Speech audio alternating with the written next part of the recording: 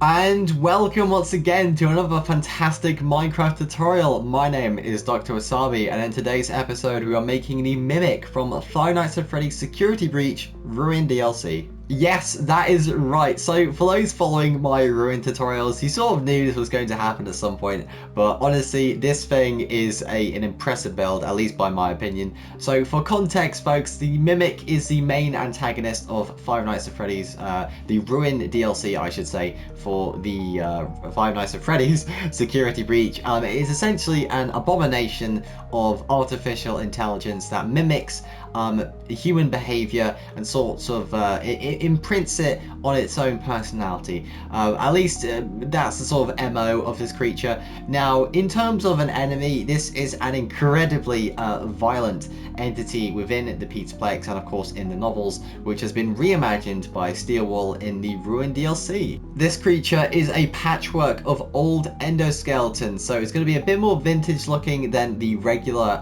endos from Five Nights at Freddy's Security Breach, so it's going to be very much textured and a lovely treat, I have to say. So without me blabbering on, let's get on to the block list.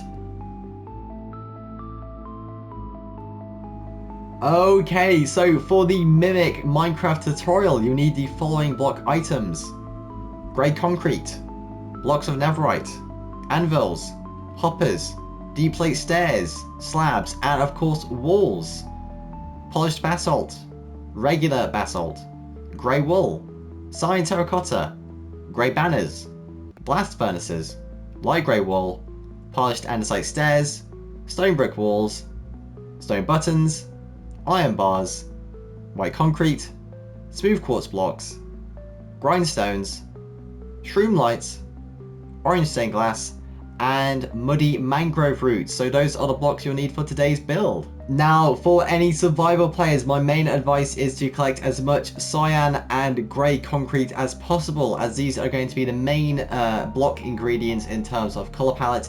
As a secondary block to collect, I would recommend collecting as much polished deep slate as you physically can, as this is the main secondary build material when it comes to the details and all sorts of sprockets and servos within the creature. So, with the block list out of the way, I think it's time to get in to our time lapse.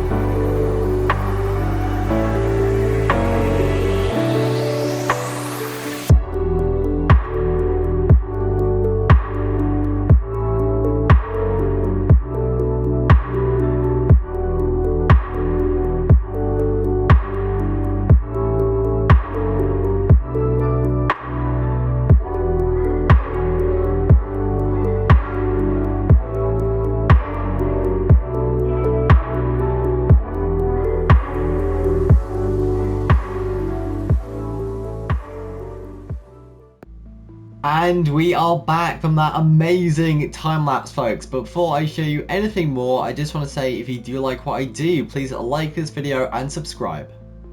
Now, let's get into this build. Overall, a really good recreation in my opinion.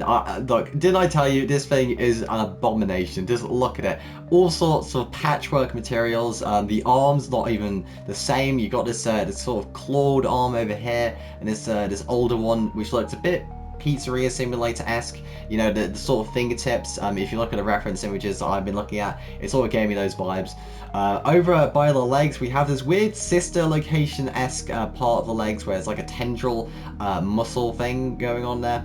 If we go over to the right leg, or you know, the mimic's left leg, we will see a mess of wires and nails just randomly peppering this creature. It is really, in fact, a really unique build in that respect, because, you know, some would compare this to my endoskeleton build, which is a sort of factual statement. It is very similar in terms of the general structure, but in terms of each section, so the legs, the arms, the torso, it is a very unique, textured, and of course made build. So of course we have the different areas of the legs, and of course the feet, which have a very similar sort of dysfunctionality to the legs, and of course the arms being completely different. It's almost as if this thing has been cut in half and then kind of reattached with something else's half in that sort of patchwork monstrosity, if you will. In terms of the upper torso, we have this just mangled chest plate over here, which almost looks like this thing has just been stuck on with welded metals and nails and things like that, which really give it a more vintage look in terms of the more digital glam rock endoskeletons seen in Security Breach. And of course, going up to the head, we have the general facial structure of the mimic itself, and those eyes, those horrid eyes. Honestly, I thought it was a really good idea to use the shroom lights as a sort of light block for the eyes. It gives it a really nice touch, in my opinion. So let me just show you, folks. I actually did do a teaser of this on Monday, but just look at this. Look at how it just stares at you. It really recreates that scene where it's like speaking to Cassie, you know, saying, "I'm Gregory, but it's not Gregory," and all that jazz. And on top of the eyes itself, we have this weird cloth thing which sort of rests on the side of its head, perhaps nailed in, perhaps not. This may be part of the overall interior fabric of its costumes, which I will get to in a second. Now, going to the rear of the build, we have a lot less sort of unique details. It's more of a texturing job on the back, I would say, because when Steelwall did model this, a lot of it was focused on the front in terms of the head, the eyes, the general appearance of the hands and feet. So there wasn't really much attention, well, unique details put on the back. So it's just a job of putting on some lovely muddy mangrove roots, which I thought look really good on this build. It sort of it sells that wet, disgusting metal sort of look that the mimic sort of portrays down in the depths below the Pizzaplex, because it's not exactly rusted. It's just this weird, like almost moist, corroded metal, which is just completely black in appearance, and I think the muddy mangrove sort of bridges that gap towards the more browns, the blacky browns of the sort of organic material on it, and of course the grey of the metal endoskeleton itself. Now, with this build, there is a caveat. I know that this has a costume to go with it, but I think it is so detailed. I have actually looked at the different costumes it does wear.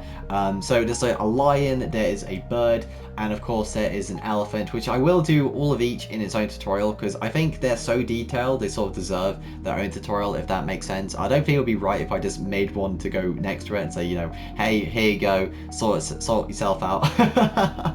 So there we go, the Mimic from Five Nights at Freddy Security Breach Ruin DLC. I do hope you like this, and safe to say I will be doing the costume as their own tutorials in the future, so make sure to look out for that. In terms of characters, we have pretty much finished off most of the main characters, you know, including Mexus, the Glamrock cast, well, at least what's left of them, and of course the sort of Mimic abomination. So we will sort of veer towards more side characters and niche little characters in the game. But beside that, I do hope you enjoyed this video. My name is Dr. Wasabi. I bid you a most pleasant good evening, and of course, as always, God bless.